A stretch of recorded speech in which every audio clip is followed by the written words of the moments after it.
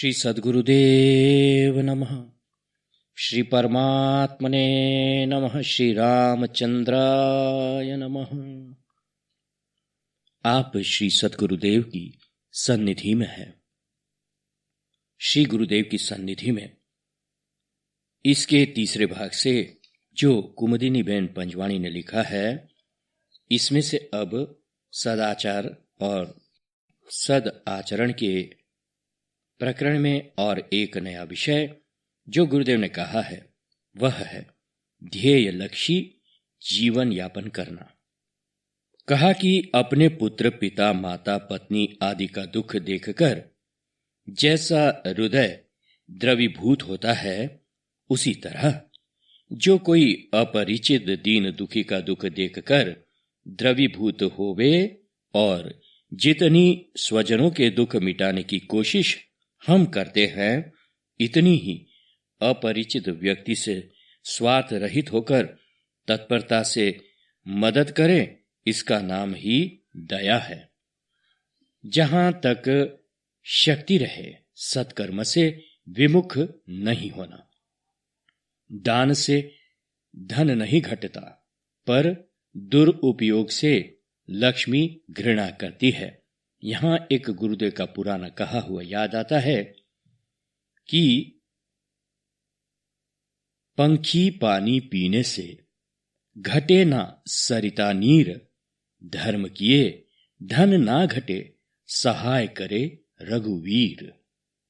तो गुरुदेव कहते हैं कि ध्येय लक्ष्य जीवन यापन करना, इस संदर्भ में कह रहे हैं कि हमारे में दूसरों की सहायता करने का ध्येय हो, दया हो और सत्कर्म करने का ध्येय हो। फिर कहा, असत्य नहीं बोलूंगा, यह भी याद रखो। अनीति नहीं करूंगा, कर्तव्य का त्याग नहीं करूंगा। साल में एक बार तो तन मन धन से दूसरों को मदद करूंगा। मेरे नौकर का जीवन सुधारूंगा। वर्ष में एक अनपढ़ को पढ़ाऊंगा और एक व्यसनी से दारू शराब पीना छुड़वाऊंगा। वृद्ध निराधार की सेवा करूंगा। आदि ध्येय हमारे जीवन में जीवंत रूप से प्रकटना चाहिए। ध्येय लक्ष्य जीवन यापन करना चाहिए। यहां पर बड़ा ध्यान रखें कि गुरुदेव कोई साधारण ध्येय की बात तो नहीं कर रहे हैं। यह असाधारण जीवन ध्येयों की बात कर रहे हैं कि जीवन मात्र हमारा कैसा होना चाहिए, इसका ध्येय। फिर आगे श्री गुरुदेव ने ठाकुर भाई को कहा, जब कृपा होती है तब एक प्रकार की आत्मिक दशा व भावना उत्पन्न होते हैं। तब मनुष्य सांसारिक वासना लालसाओं से वृत्ति पलटाता हुआ भगवान के सन्मुख होता है। सांसारिक भाव यानी काम, क्रोध, लोभ छोड़ना, गीता जी कहती है, ये 3 नरक के द्वार है। जब कृपा होती है तब मनुष्य को अपने आसपास में भी भगवान की भावना का ही अस्तित्व महसूस होता है। लगता है इसी वक्त यदि मनुष्य अपनी विपत्ति के लिए भगवान से बात करता है तो विपत्ति अवश्य दूर होती है। यह भी कृपा का फल है। क्यों, किस लिए? यह सतत विचारो तभी मन शांत होगा। मल विक्षेप दूर होता है, तब ही आत्मविचार जागृत होता है। पहला उपवास अंतकरण की शुद्धि के लिए है। दूसरा, उठो क्या रे, कब उठोगे? उठे लखनू निसी बिगत सुनी, अरुण सिखा धुनि कान, गुरु ते पहिले ही जगतपति जागे राम सुजान। तीसरा कहा, मातृ पितृ आर्य देवो भव, दर्शन करना, नमन करना। विश्वासघात हिंसा है। अस्तेय बिना पूछे लेना नहीं, चोरी करना नहीं, मांगना भी नहीं। भगवान के पास रहना, इसका नाम उपवास। भजन में आलस्य करना नहीं। मन न लगे तो भी यथा समय भजन में बैठना ही चाहिए। ऐसा करने से थोड़े समय में मन लगने लगेगा। बीज में बताया गया प्रकाश लाने का प्रयत्न करने से प्रकाश अपने आप उदय होगा, परंतु उसके उदय न होने से निराशा नहीं लाना चाहिए। कमाने की इच्छा के गौण स्थान दो। कमाने की इच्छा को गौण स्थान दो। जिस काम को जो निर्माण हुआ है उसे वही करना चाहिए। कैसे पता चले हम किस काम के लिए निर्माण हुआ है? तो गुरुदेव ने गीता में ये कहा गया है कि स्वधर्म का पालन करो, यही के लिए आपका निर्माण हुआ है। स्वधर्म आजकल तो किसी और लक्ष्य, किसी और परिप्रेक्ष्य में समझना चाहिए। आपका स्वधर्म क्या है? जो आप बड़े होते होते जो बन गए हो, तो वो आपको स्वधर्म की तरफ आपको लक्षित कर देता है। अचानक से सोचा कि चलो भाई हम तो ये करने लगेंगे। क्या भाई? ऑनलाइन ट्रेनिंग देते रहेंगे। भाई तुम करते क्या थे? तुम तो थे चार्टर्ड अकाउंटेंट। अब आपने ऑनलाइन ट्रेनिंग का सुन लिया तो करने शुरू करने की बात सोची। धर्म क्या था आपका? आप पहले से ही टीचर होते तो अलग बात थी, मगर टीचर कहे कि मैं अब व्यवसाय करना शुरू कर दूंगा, तो वह अपने धर्म से लक्ष्यहीन हो जाता है। तो कहा कि जिस काम को जिसका निर्माण हुआ है, आपने अपने काम के लिए जीवन के 21-22 साल निकाल दिए कि आपका निर्माण हुआ उस तरह का। अगर निर्माण ही नहीं हुआ हो तो बात कुछ और है, पर निर्माण हो गया है तुम्हारा, आपको अपने जीवन का रास्ता प्राप्त हो गया है, तो फिर यहां वहां किसी धावे में भटकने की जरूरत नहीं है। अपना राह पकड़ो और आगे चलते बनो। फिर गुरुदेव ने कहा, अहम तो अनादि काल का संस्कार है, उसके नाश का उपाय भगवद शरणागति, नाम जाप और ध्यान है। अहम को गुरुदेव ने भव का संस्कार बताया है, क्योंकि यह डीएनए में आता है, यानी कि फिजिकल डीएनए नहीं। ये जीव के जो संस्कार होते हैं ना, वह वो संस्कारों की पुड़िया लेकर ही जन्म लेता है। हाँ, और उसी में उसका अहम उसके अंदर छिपा हुआ रहता है। और यह अहम, संस्कार जनित अहम, कभी न कभी उठकर बाहर भी आ जाता है, नहीं तो वह पलना पोषना शुरू कर देता है अपने आप को। फिर तो यह जीवन में ही जैसे जैसे कर्म करते हैं, तो यहां शरणागति, भगवान ने समझा कि शरणागति से ही अहम का नाश होगा। फिर कहा, साधारण नाम जाप। नाम जाप को मामूली हम समझते हैं। माला ले ली और नाम जाप किया। किसी ने 10 मिनट, किसी ने 15 और किसी ने 100-200 या तो लाखों नाम जाप किया। तो साधारण समझते हैं, नहीं, ये असाधारण है। चाहे 10 मिनट का किया हो या 15 मिनट का किया हो, चाहे कितना भी किया हो, जब नाम जाप करते हो तब आप परमात्मा से 1 to 1 हो जाते हो, उनके साथ जुड़ जाते हो। केवल 15 मिनट भी इस तरह से अकेले में भगवान से मिला करे तो भी अहम का नाश हो जाता है। और फिर कहा, ध्यान। ध्यान तो बहुत बहुत बढ़िया चीज है। ध्यान में भी परमात्मा से ऐक्य होता है, पर अपने आत्मा में ही आप समा सकते हो। धीरे धीरे धीरे आप अंदर चले जाते हो, तब आपको अपना स्वरूप भी दिखने लगता है कि हम है कैसे। अंदर से प्रेरणाएं स्फुरित होती है कि भाई तुम ऐसे क्यों बन गए, तुम ऐसे कैसे क्यों सोचते हो? तुम्हारा अहम इतना बड़ा कब कैसे बन गया? अहम के कारण ही कई निर्णय हम नहीं ले सकते, जीवन के अच्छे निर्णय, क्योंकि हम समझते हैं कि हम कुछ है, तो वह धीरे धीरे छोटा बन जाता है। तब आपका आकाश विस्तृत होता है और परमात्मा के तत्व से जुड़ते जाओगे।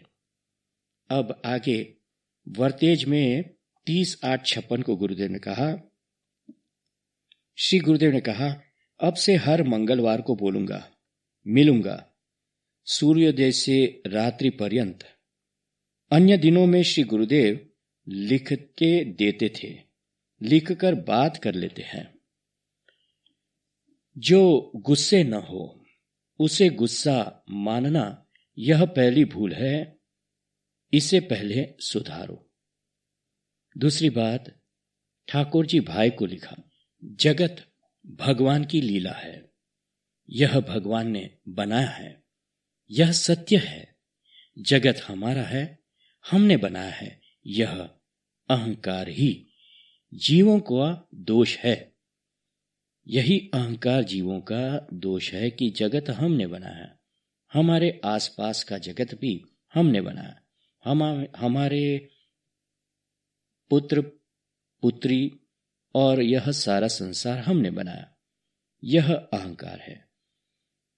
अहम वृत्ति ले जाएगी अधोगति के द्वार, बनादास याते पृथक कीजय जाप उदार। भगत जगत में कवचित ही है, वाणी भक्त अनेक है। समता आवे तो ममता जावे, भगवत शरण बिना मोह जावे, यह आश्चर्य। समता गह ममता तजे, आगे के चरण तुमको पूरा करना है। ठाकुर भाई ने कहा, खिलौना बनाकर यंत्र की तरह चलाते हैं, तब इसमें खिलौना क्या करे?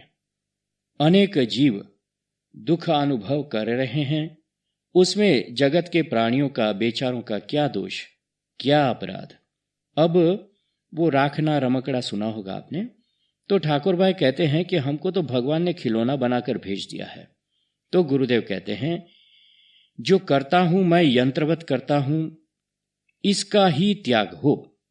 जो कुछ हो रहा है वह प्रभु प्रेरणा है, इस विचार की सतत भाव हो, तब पीछे खिलौना क्या करे, यह कहना संभवित नहीं। पढ़ने की हद समझे हैं, समझ की हद है ज्ञान। पढ़ने की हद समझ है, समझ की हद है ज्ञान। ज्ञान की हद हरि नाम है, यह सिद्धांत उरआन। हिम्मत से मन के साथ लड़ो, एक दिन तुम निश्चित देखोगे कि मन तुम्हारा गुलाम है। गुरुदेव आगे एक बहुत बड़ी विश्वास दिलाते हैं, प्रेरणा दिलाते हैं। कहा है 314 पृष्ठ पर, विश्वास रखो हूं वचन आपू छू। रणछोड़दास 3/9-56। आज सुबह मैंने चिट्ठी में लिखा था कि नियम ठीक से होता नहीं। यूं तो सन्निधि की प्रसन्नता सदैव रहती है, पर नियम तो आज दिन तक कभी ठीक नहीं हुआ है। नियम में बैठती हूं तो उंदर बहुत परेशान करते हैं। तो गुरुदेव ने लिख कर दिया, उंदर से डरो मत, चूहों से डरो मत, एक दो स्थान पर ही काटेंगे। तुम उंदर से इतनी डरती है, डरती क्यों हो? संसार से। यदि संसार का डर हो तो उंदर का डर क्यों? देखो, प्रकाश रखो, मच्छरदानी में बैठो, प्रकाश रखो। दीप की बाट तो वह ले जावेगा, तेल के लोभ से मच्छरदानी तो सो जाया करो। वाड़ी में भी थी, जामनगर वाड़ी में, जो सही में कुछ करने को आए हो तो खूब जाप और ध्यान करो। करोगे तो मार्ग खूब साफ होगा, नियम पूर्वक अभ्यास करेंगे तो साफ मार्ग में अवरोधों से हमें रुकावट नहीं होगी। जागृति के साथ संकल्पों को तोड़ते तोड़ते जाइए, अर्थात छोड़ते जाइए दृढ़ता से, तब भगवत कृपा की सहायता अवश्य मिलेगी। जब मन अनेक विध संकल्प विकल्पों का काम करता रहता है तब हमें मालूम नहीं पड़ता, कारण कि हमारे में जागृति अर्थात सावधानी नहीं है कि संकल्पों को छोड़ने का पुरुषार्थ करना ही पड़ेगा, तोड़ना ही पड़ेगा। इसलिए एक के बाद दूसरा, फिर तीसरा, इस प्रकार जो भी संकल्प होता रहता है उसको बार बार छोड़ते जाइए। खूब सावधानी से मन को देखो और तोड़ो। पात्रानुकूल ध्यान दिया है, जैसा बदला है उसके अनुसार करो। गुरुदेव पात्र के अनुकूल ध्यान बताते थे। जैसी पात्र की यानी कि शिष्य की वो स्थिति होती है वह गुरु ही जानते हैं। तो इस प्रकार का ध्यान गुरुदेव बतलाते थे शिष्यों को। तो कहा फेर फार नहीं करना ध्यान में। जाप व ध्यान तो करना ही चाहिए। जाप ध्यान में बैठते ही 15 मिनट तक ध्येय बराबर रहना चाहिए। ध्यान त्रिपुटी में ध्येय का और ध्येय की त्रिपुटी में बीज का उस वक्त जाप छूट जाए तो डरना नहीं, परंतु यहाँ भय है निद्रा का। तंद्रा नहीं आती, कारण कि तंद्रा का यानी कि अवस्था का स्थान एकाग्रता ले लेती है। मन सुषुप्त अवस्था का आधार ले लेता है। तब थोड़ा भी आनंद आ जाए तो फिर निद्रा न आवे। जीव मात्र सुख चाहता है और मानता है कि धर्म मार्ग से सुख मिलता है, और हम मानते हैं कि इसलिए भगवान अवतार धारण करते हैं।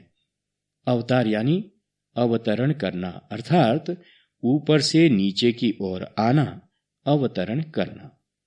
तो भगवान धर्म रक्षा के हेतु से अवतार धारण करते हैं। वाक्य ज्ञान अत्यंत निपुण भव पार न पावे कोई। वाक्य ज्ञान अत्यंत निपुण भव पार न पावे कोई। निसी गृह मध्य दीप की बातन तम निवृत्त नहीं होई। विनय पत्रिका 65।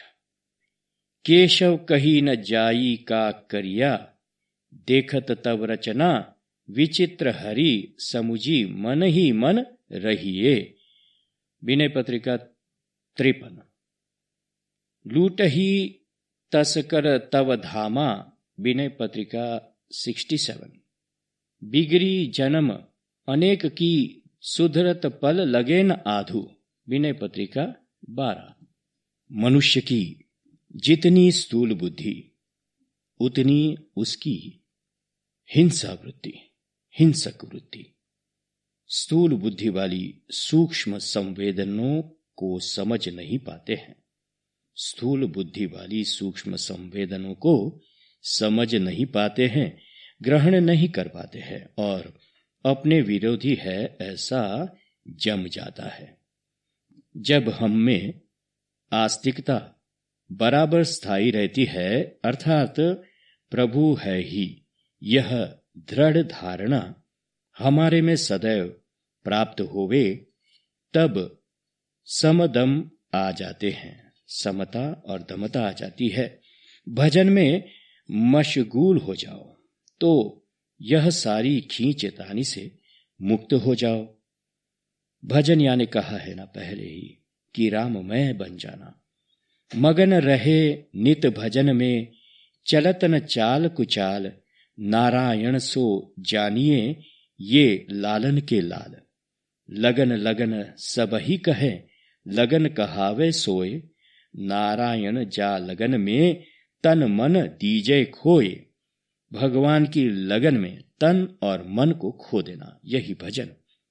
भजन खूब करना, क्योंकि परमात्मा के समीप जाने से देश काल वस्तु तत्व सबका यथार्थ ज्ञान अनायास हो जाता है। फिर सारे विश्व की कोई भी क्रिया अज्ञात नहीं रह सकती। यह बड़ा खुलासा किया है भगवान ने कि जब आप परमात्मा के समीप हो जाते हैं तो फिर सभी वस्तुओं का, देश का, काल का, सबका ज्ञान अनायास हो जाता है। कहीं पढ़ने नहीं जाना पड़ता। फिर आगे कहा, भजन ही सार है, सत्य है, बाकी सब परिवर्तनशील है, क्षणिक है। जो छोड़ा ही है एक को तो छोड़ा ही है, तो दूसरे को भजन को बराबर पकड़ना। विश्वास पूर्वक निश्चय मानो कि अनुभव अवश्य होगा ही। भजन करते करते एक न एक दिन अवश्य हो ही जाएगा। श्री सद्गुरुदेव परमात्मने नमः। श्री रामचंद्राय नमः। हरि ओम तत्सत्। हरि ओम तत्सत्। हरि ओम तत्सत्। ओम शांति शांति शांति।